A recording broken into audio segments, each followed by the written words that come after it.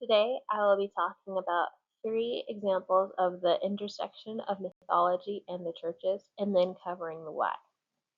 With the first example being the myth of Sorrento, the second, the doors of Positano, and third, a unicorn in Eden.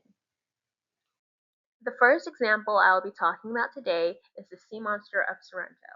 There is a story in Sorrento that is tied to mythology and the church, one about a boy who was eaten by a sea monster. After his mother found out about the tragedy, she went to her local monastery and begged the abbot to perform a miracle to save her son. As a result, her son was saved by Saint San Michele. There are two statues of the saint slaying the monster that stands today in Sorrento, one in Square S. Antonio and the other one in Piazza Tazo.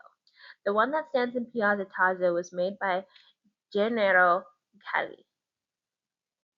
These statues stand as a reminder of what happens when you use the power of prayer. The second example I will be talking about is the mermaids of Positano.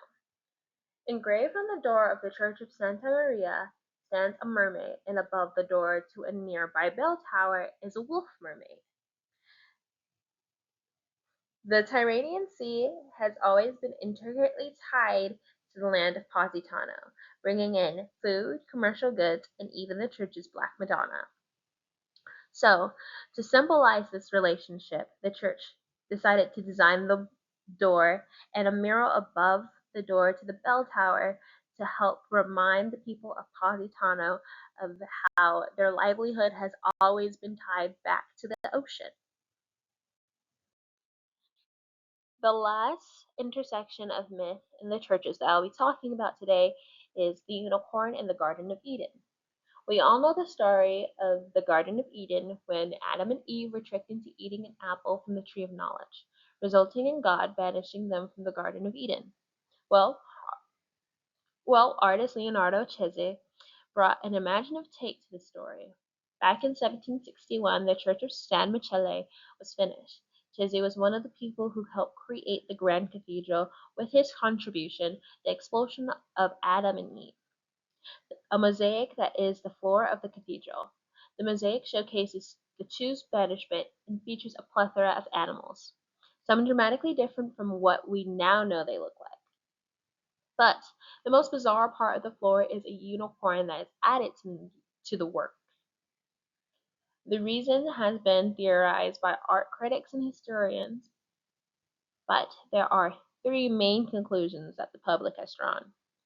The first one being that the unicorn is a jest towards the church, or second, that the unicorn was inspired by the whimsical and imaginative interpretation of at the time, or that the unicorn is meant to represent the presence of God or a higher power.